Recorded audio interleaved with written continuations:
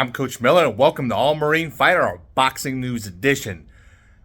I was going through the boxing news and different fighters and updates and that type of thing, and I come across an interesting headline that it is confirmed that Shakur Stevenson was offered close to $4 million to fight Devin Haney.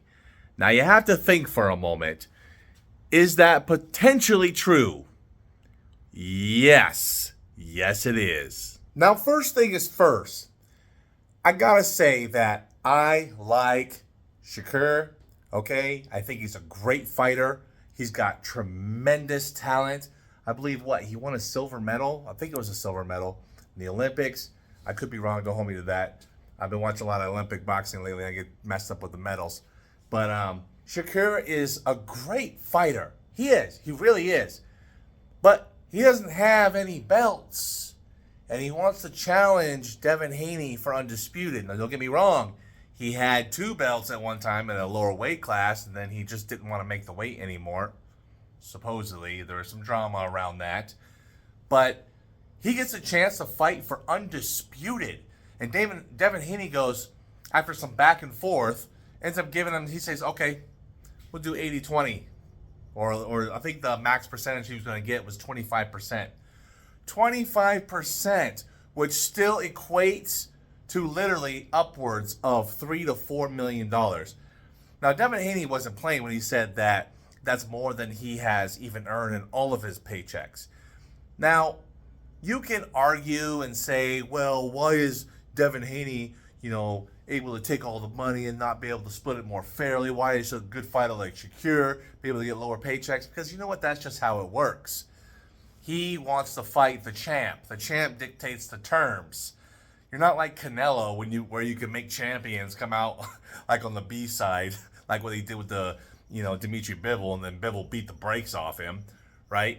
And on all honesty, to be fair, Devin Haney already, he put up or shut up with taking less money, going to Australia twice to go fight and get the belts to become Undisputed. And so, you know what? He took less money, and his argument of taking less money to make the system get the belts and then become the man, you know what? That's kind of how it works. Don't get me wrong.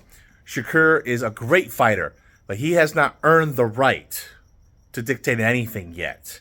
And here's the biggest thing. The only thing that would give you the right to even make that kind of dictate is, let's just say you're like a Gervonta Davis, who is kind of a champion, but he is not. He could challenge Devin Haney and immediately capture a larger portion, or at least almost 50-50 at least, or about 50, I would say 50-50 or even more than 50% against Devin Haney when it comes to the money. Why? Because Gervonta Davis puts butts in seats. He's a sell. He's a draw.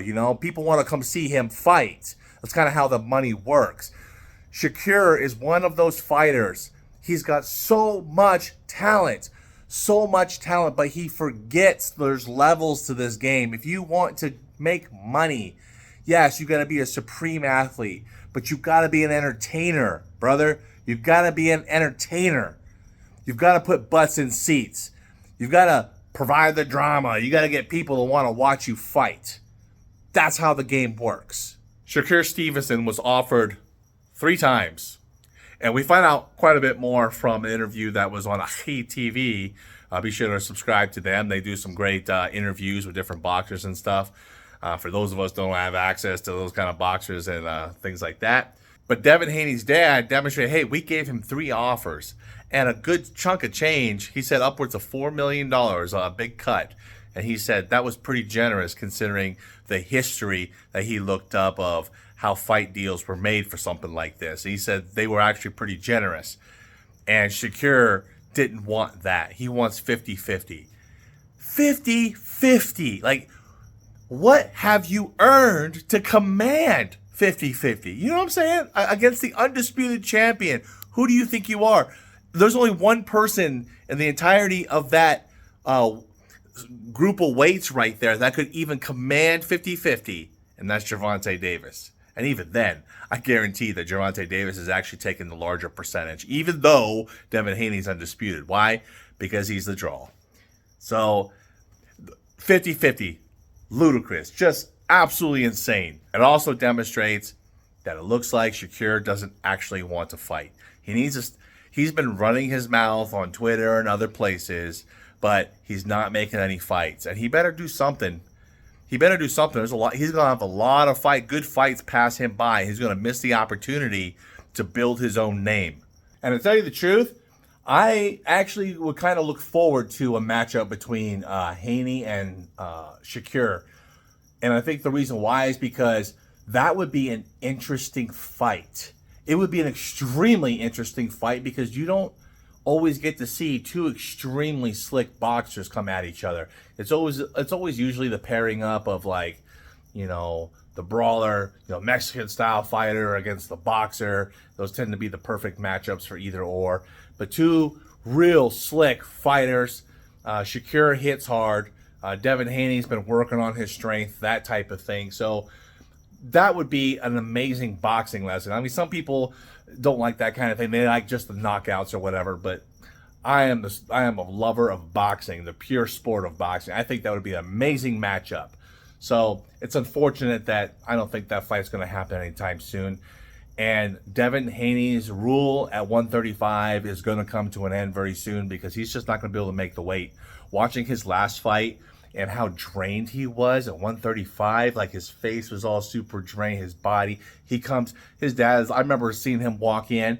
His dad is like holding him, keeping him up as he's stumbling in. Like, man, you can't do that forever, you know? So he's going to be going up. And even with this fight coming up from Regis Prograis, I think this is going to be a good test for Haney because Prograis has got strong hands. And he can be able to put you on your butt. But hopefully Prograis doesn't, you know, perform like he did with his last fight because arguably he might have not won that one. But either way, Shakur needs to pull his head out of his rear end and get with the program and start putting on fights before the fans just pass him by as a nobody, or even worse, the promoters. Because once the promoters pass you by and put you on the back shelf, your career's done. Doesn't matter how good you are.